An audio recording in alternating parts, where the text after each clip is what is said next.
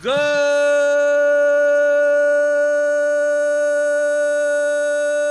afternoon, grinders. I usually don't say that word. I usually don't say afternoon. Usually it's morning, it's evening, something like that. Welcome to Wednesday Showdown Live or Crunch Time or whatever the graphic. We didn't have the creative department didn't make a Wednesday Showdown Live graphic, so I don't know what to use. Do I put up Monday? Do I put up Sunday? Do I do Crunch Time? It doesn't matter. We have afternoon NFL football coming up here in about an hour. I'm Jordan Cooper. Join with me, Chief Justice Will Priester. Are you thankful?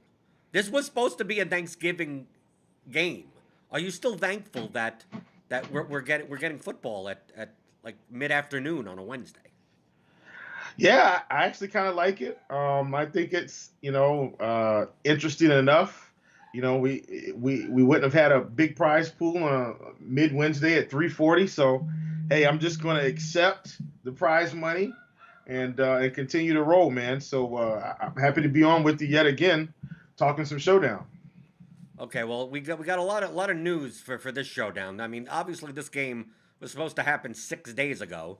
Then it got it moved to Sunday, and then that didn't happen. Then it was planned for Monday, and then that didn't happen. Then that Tuesday night, okay, that can't happen. Then it was going to be Wednesday night, and then it's like, oh, NBC wants the tree lighting ceremony, so it's like, oh, we're gonna do it. We're Yes. gonna do that in the middle of the day. So we finally got it here, and we don't know who's going to be active, who's not going to be active. Fortunately, we have the news in already. So I mean, we had with the running backs. I mean, pretty much it's the Ravens. Connor is on the COVID list, so Connor is not going to play. Okay, so that's the only news for the Steelers. So we're gonna have Benny Snell, Anthony McFarland, some type of committee there, and then uh, on the Ravens, like half the team is out. But it's not like the Broncos where they don't have a quarterback. So they're gonna have RG3 start because Lamar is out. They got Dobbins and Ingram got removed from the COVID list, but they're not going to play because apparently they couldn't even fly with the team, so they're not Right. going to play today. And then we got the tight end Mark Andrews is on the COVID list, and Boyle is out already. So we got three MCL, practice PCL, squad tight ACL. ends: Luke Wilson, Culkin, and Tomlinson that have been moved up. Tyson Williams is going to be the third running back. So we're going to see primarily Gus Edwards and Justice Hill. So there's a big amount of shakeup. The line has moved up to Steelers are favored by 10.5. It's a low total game. It's around 42, 42 and a half. Uh, from the approach of this slate, Will, I mean, most people are going to look at this as the Steelers are going to roll over the Ravens. Absolutely. And I mean, really, that's how I feel about it. But I think one of the things we always, have to talk about is rolling over in terms of the actual score doesn't necessarily mean we aren't going to get any fantasy production. And I think a good example of that is the other night, in the Seattle game where, Carson Wentz comes out the first two quarters and looks like he's dead in the water. And everybody's calling for, Jalen Hurts to come out and play a half a game, and he gets three snaps. And all of a sudden, you look at the end of the night, and a garbage time touchdown to William Rogers wins someone $1 million.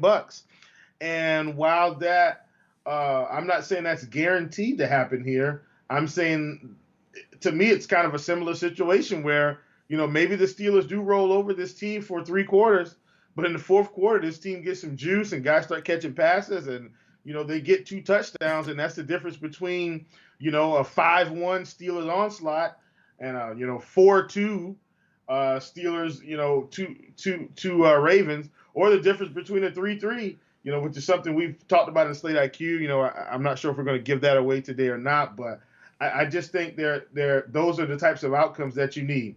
Me personally, I do think the Steelers are going to run over this team. I don't think the Ravens have any chance of winning, but I do think some garbage time fantasy points will be in play here. If you're in the YouTube chat, we could see you in the chat. Feel free to hit the thumbs up button, hit the thumbs up, hit the subscribe button, hit the notification bell. You feel free to hit me in the face if you want. It pauses the video, so hit me twice so you still resume the play.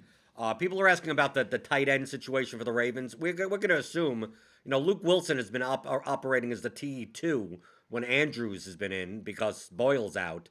So we have to assume that he's going to move over and pretty much be he's going to get a majority of the snaps. Tomlinson and Culkin are practice squad guys that are, that Tomlinson wasn't even signed to the team until maybe about a week and a half ago. So you have to assume Luke Wilson. The reason why I'm looking at the Ravens, I mean, you know me, Will. Me and you, I play for the $1,000,000. We don't have $1,000,000 contest today. It's a $500,000 on Hey, DraftKings. we'll accept it. We'll accept Right. it. $500,000's fine with me. I'll win that solo. That's fine. The prices on the Ravens just make them so much more attractive because we have Ben, who's probably going to be definitely going to be the highest owned player at 11-4 on DraftKings. We have all three of their receivers, Johnson, Claypool, and Smith-Schuster, like 10-8, 10-4, 9-6. And they could spread that ball around. So it's possible that, like, they get the production, but, like, maybe they're not the winning captain. And then we have Benny Snell at 8,800. Like, all the top 5 most expensive players on the slate are Steelers. And we expect, based on the ownership, that people are going to try to jam in 4 of them or something like that. They're gonna try to get 2 of the receivers, maybe even the Steelers defense at 7,800. We'll talk about that in a little bit. I just feel like they're gonna try to jam in at least 3, if not 4. If not, I don't think you could get 5. And unless the Steelers go out and just completely 34-0 this game up, it's hard to see that at the prices that the Ravens are at.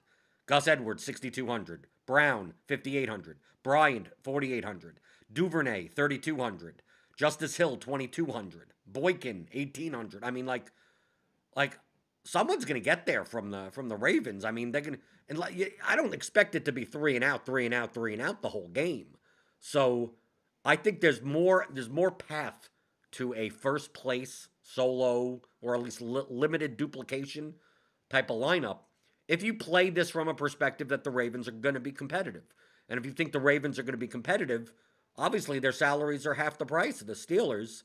So, like, I'm playing, all of my lineups are 3-3s, and I have RG3 in there. I have Ben in there, but I'm limiting it to only 1 or 2 of the wide receivers, and I'm playing a lot more of try Anthony McFarland, RB2. He catches passes out of the backfield for the Steelers. Chris Boswell, the kicker, at 4,000, something like that. And then I could really mix and match these Baltimore pieces.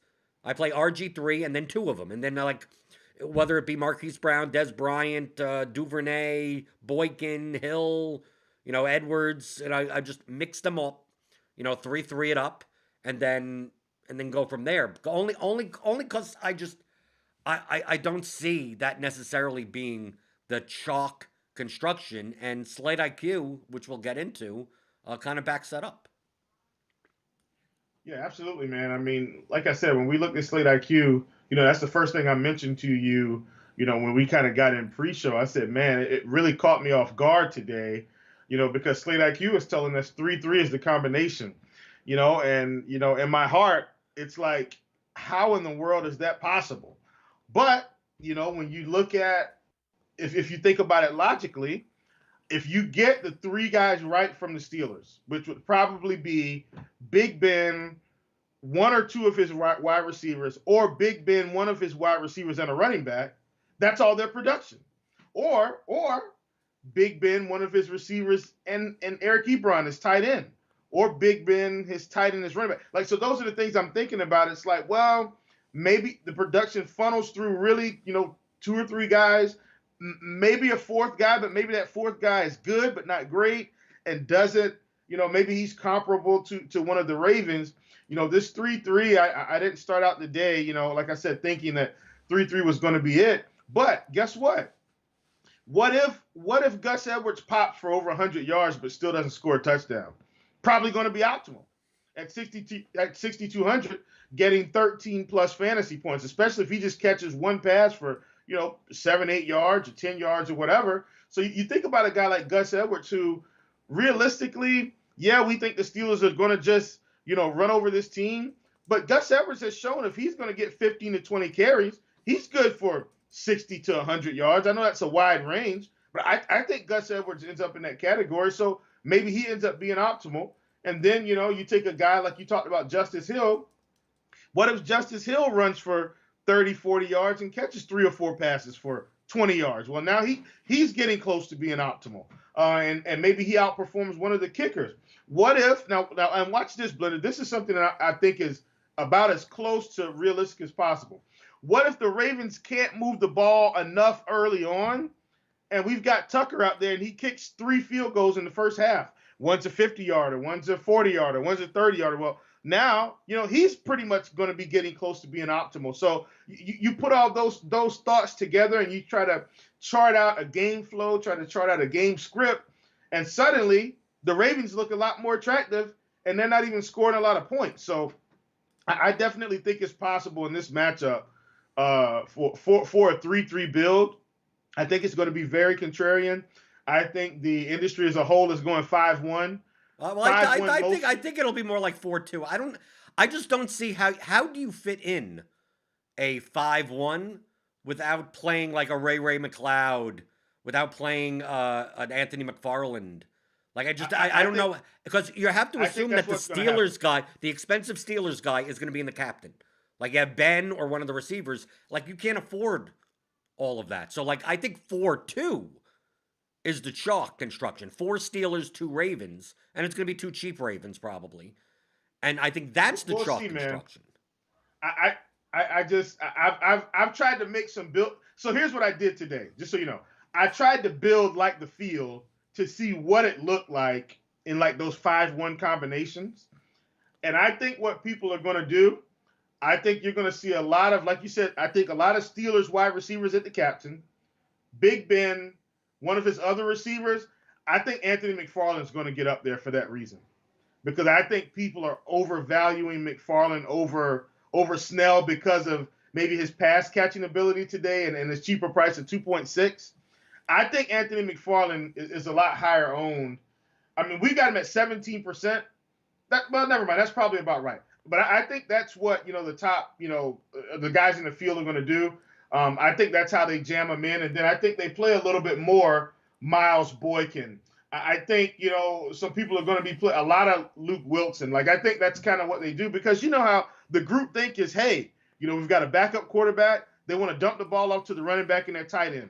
Not that it's not true, but those are the cheaper pieces. And I think Justin Tucker is probably their third guy. That's just me. I was trying to build like how I thought the field would do it. And that's kind of how I got there. But like I said, on the kicker side, I'm typically pick the kicker from the side of the game that I think is going to win, if they're going to win handily. Only because we get into the instance in the second half where the team that's down by 2 touchdowns isn't going to kick the ball anymore. So, like, I'm more likely to play Chris Boswell over Justin Tucker, even though, yeah, you're right. If you think that the Ravens move the ball and just kick a lot of field goals, like, there you go. But to me, that's still a competitive game.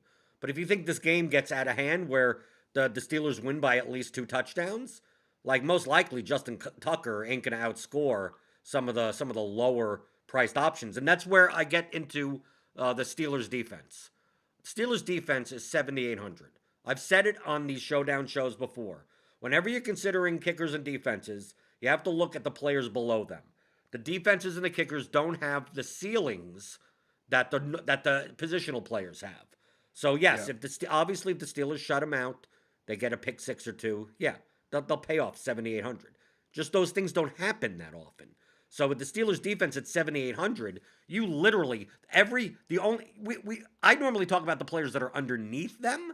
Let's talk about the players that are above them. There's more players that are beneath them than above them. The only players, every player below them is everyone other than the main Steelers options and RG3, the quarterback for the Ravens. So you have to say that the Steelers defense will most likely outscore at least 2, if not 3, of the players below them, which is Ebron, Edwards, Marquise Brown, Bryant, the kickers, Washington, Duvernay, Ravens, McFarland. I mean, there's like, unless the Steelers shut him out, get a pick 6, 6 sacks, 2 interceptions, some type of game like that. Like, I mean, I do what I normally do when I have defenses that are this expensive. They just get the X button. Like, if the Steelers defense beats me, then I just move on to the next slate. Just the probability of them being in the optimal lineup at 7,800 is low enough that it's much. I mean, even we have them currently projected it's 18% owned. I think maybe it may even be higher than that. Uh, but like their chance of being on the optimal lineup in a large field GPP is way, way at that price less than 18%. So like I'm just gonna live with the fact that like I don't have them in my lineup. Yeah.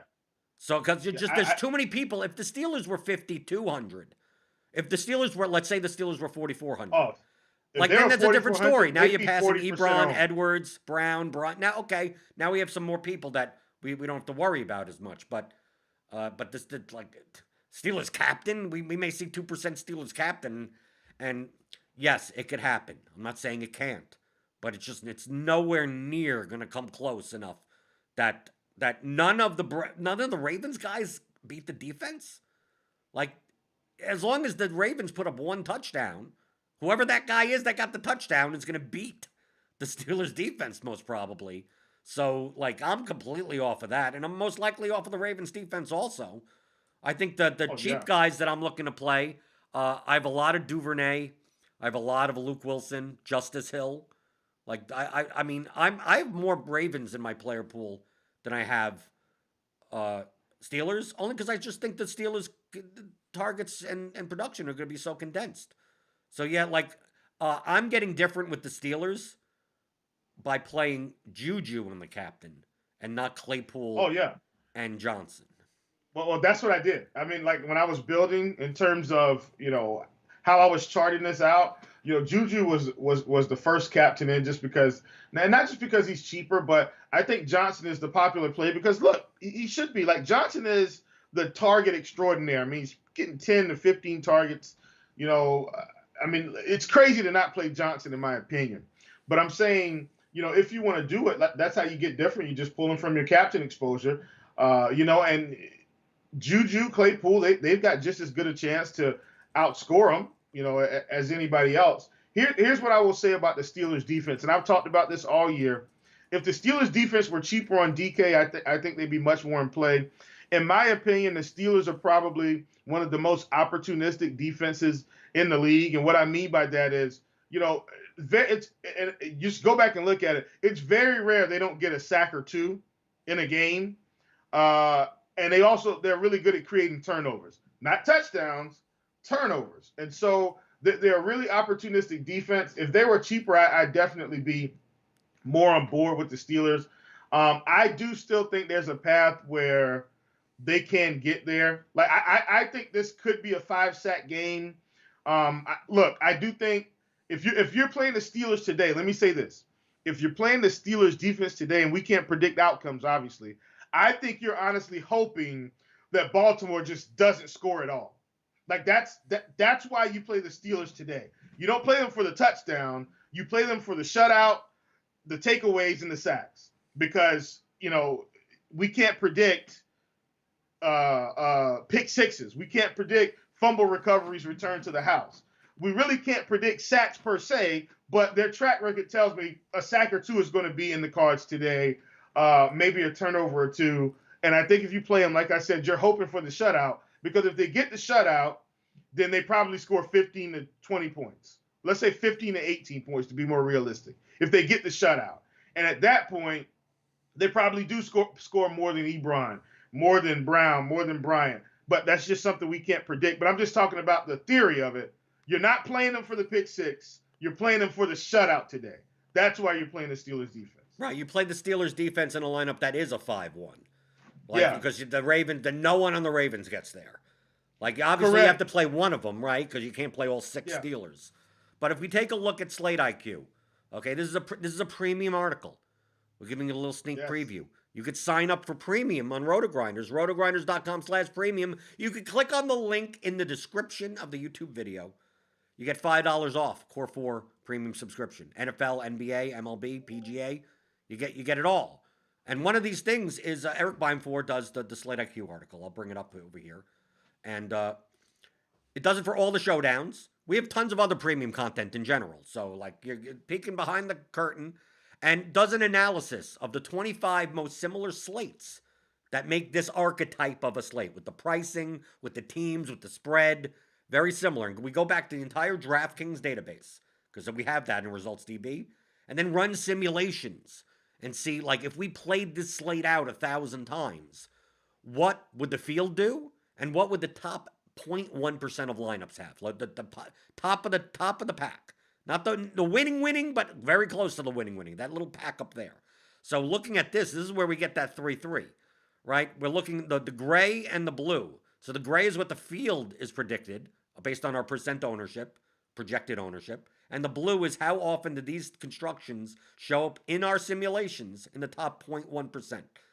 Now, 4-2 comes out 31%, and 3-3 comes out 42%. So, like, this 4-2, that's why I said the 4-2 makes sense. I get it.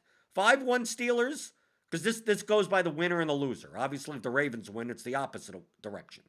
So here, the most leverage is actually the 3-3 build. So that's why we're talking about that. I tend to go with the data. Especially when it's going to be very different from the field. Sometimes you take a look at this and go, yeah, this is what everyone thinks. So how much leverage are you really getting? And then when you look at the captain and positional usage, we see, like, quarterback 1 is, like, dramatically down. Like, people are going to play Ben and the captain.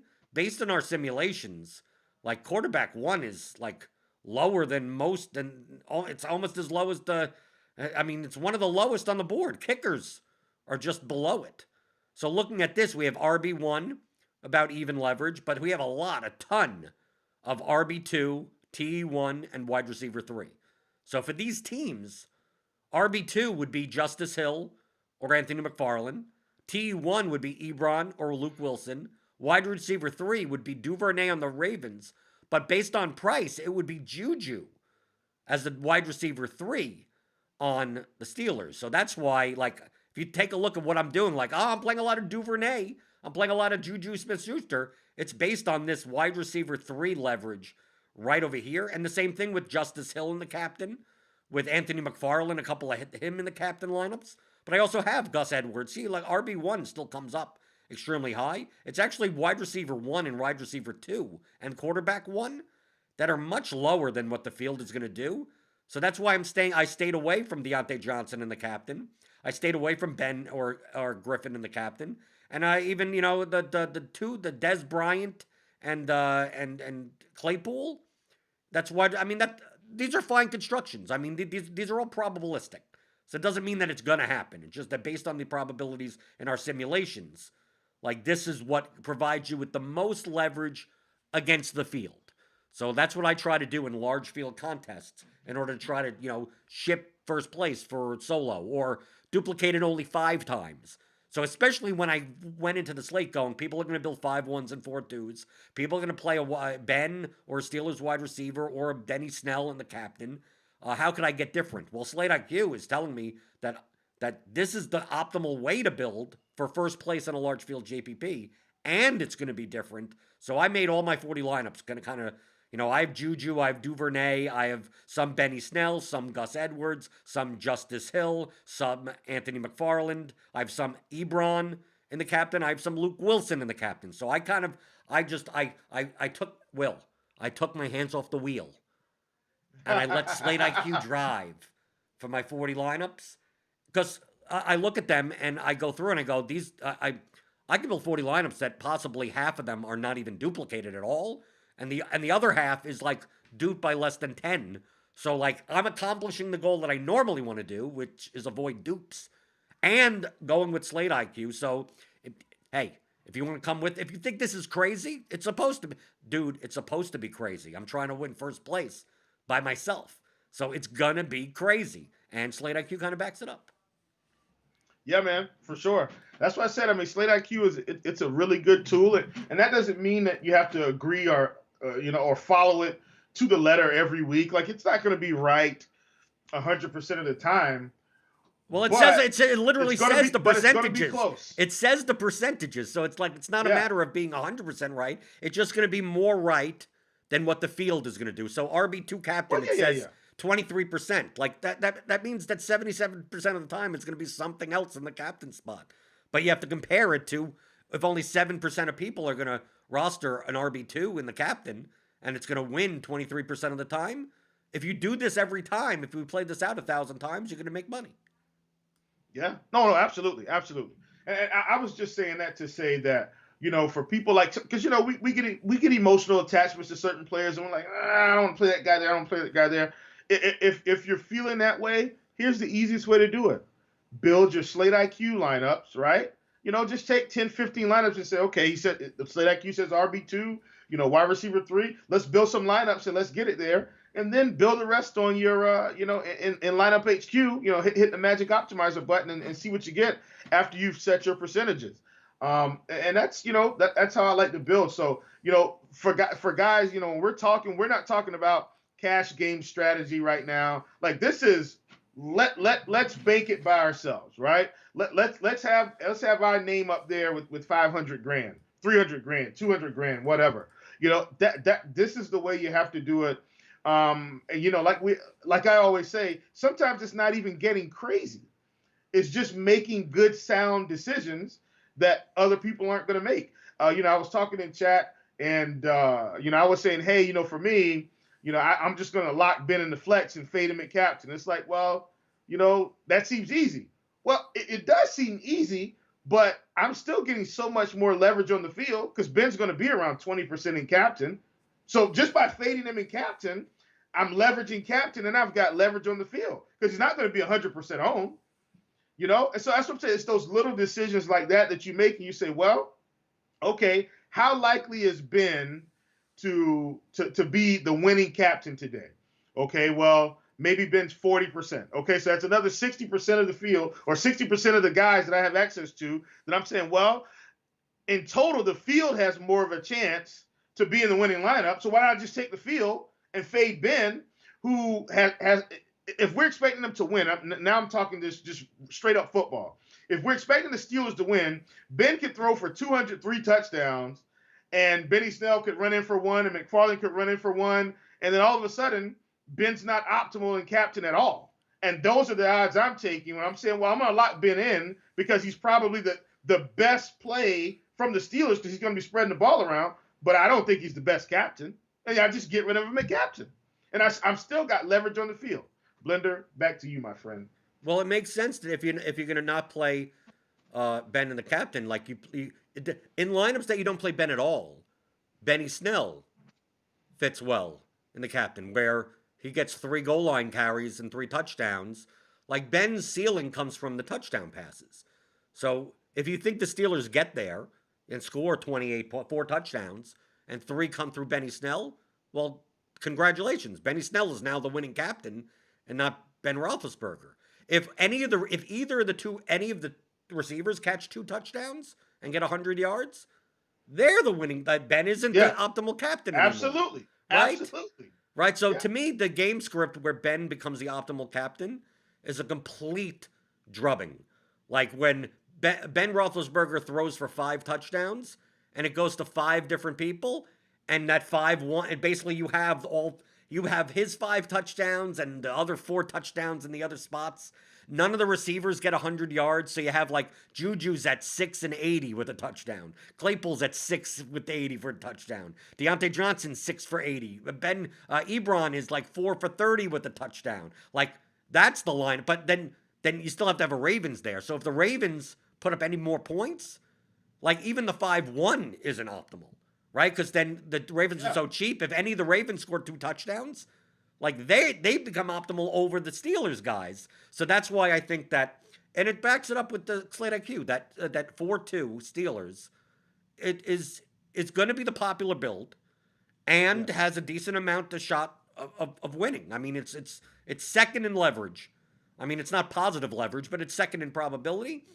So, like, 4-2 makes the most sense, but I think 4-2 is more duplicated. 3-3 is less duplicated. 2-4 is even less duplicated. Like, if you play 2 Steelers, like, which makes, if you want to do 2-4 and play Ben in the flex and then one of the wide receivers, you have a Tyreek Hill type of day, right? Deontay Johnson goes 14 for 180 and 3 touchdowns. And then the Ravens still keep it competitive. So you still have RG3, you still have a couple of the Ravens in there, and you get the touchdowns on their end. Like, a 2-4 is not out of the question either. We're obviously talking about constructions, matching the construction to the game script. So if obviously if you think the Steelers are going to win 35-0, then it's good. Then it's a 5-1 Steelers, right? Then that's easy. Here's what I'll say. If you think the Steelers win 35-0, Play the you Steelers better have defense. the Steelers defense. Like, you better have them because they're going to be optimal at that point. Because if it's 35-0, in my head, Blender, they got to have sacks and at least a turnover. Like, if it's 35, they've got to have at least 2-3 sacks, maybe an interception or two. Right, and they maybe automatically get the 10 for the shutout, so they'll be at 16, 17, 18 points. Right. And that's where, if you think it's a shutout,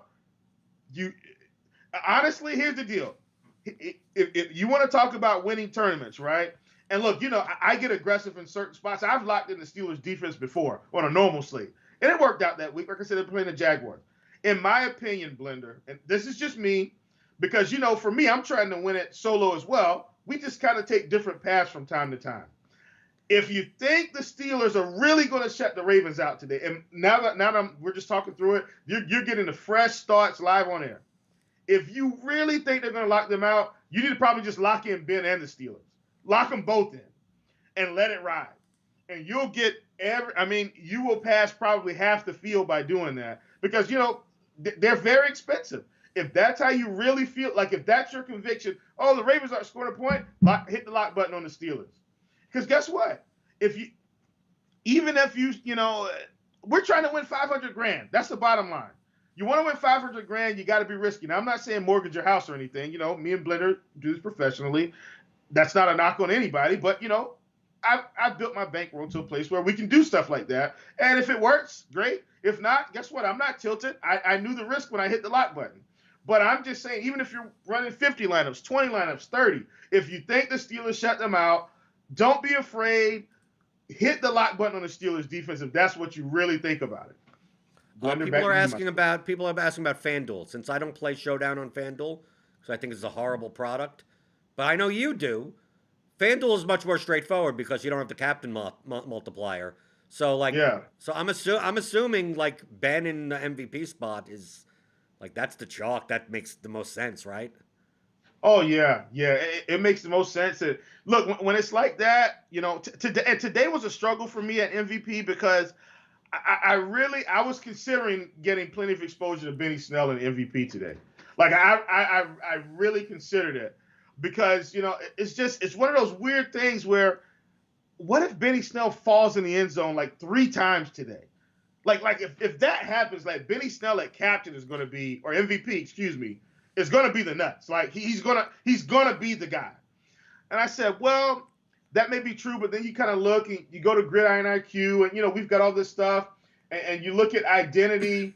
Well, the Steelers are passing 60% of the time. I said, well, probably going to get away from that notion. I decided to lock in Ben at MVP and I've just got plenty of exposure everywhere. So that's the approach I took.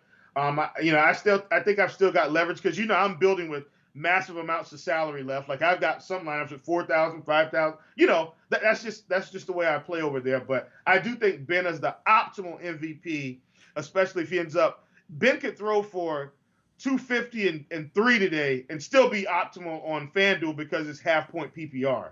And I don't think if Deontay Johnson catches 8 catches, that's only 4 points versus 8, which would really take him over the top. So I'm definitely going Ben MVP there. Okay, so to close out the show, this is going to be a little shorter show than normal. Normally we go like about 45 minutes. If you got any QQs, last minute QQs, put them in the chat. If you had to pick, I know I'm not a big fan of picking. Like who, but you built your lineups, I built my lineups. So like my lineups are done already. So a lot of times with the show, I don't build until right afterwards. Who is the guy? Who is the player that you're most overexposed compared to the field? Okay. Well, obviously it's Ben because I've got the lock button on Ben. Right, but Ben's going to be like, I'm talking about DraftKings, 70% owned. Yeah. Like, you get how much more? Like, that? Yes, you're over, you're 100%. I guess, yeah, technically you're right. But someone that is not as highly owned that you're most over the field with. It's Eric Ebron, actually. Okay. Yeah, Eric Ebron is the guy. I've got Ebron at around 30%.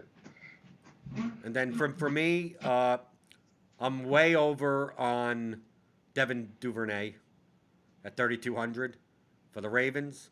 Yeah. I mean, I got more of the Ravens than I'm double the field on literally all the Well, Ravens. and I'm over on a lot of the Ravens too, but I mean, just in terms of straight up, like I'm, pretty far over on Ebron. Right, Yeah. and Michael Senior in the chat asked about Justice Hill at captain. I got Justin Hill captain lineups. I'm telling you what I got. Whether or not they get there is a different story, but I mean, I'm looking to win first place by myself. I do have Justice. I have plenty of Justice Hill as well. Yeah, man. Yes, sir. Okay, so I'm assuming it's on TV at 3:40. It'll be preempting the soap operas or whatever happens to be on. What's normally on at 3:40 on NBC? Is they've got is General Hospital still on? Is that soap opera still exist? I don't know. I always remember like Bold and the Beautiful. Is it preempting that? It's preempting some type Oh of soap yeah. opera or something like that. But we got football in the afternoon here on Wednesday. So for Chief Justice Will Priester, I'm Jordan Cooper, and that has been kind of a Wednesday Showdown live crunch time show here on Rotogrinders.com.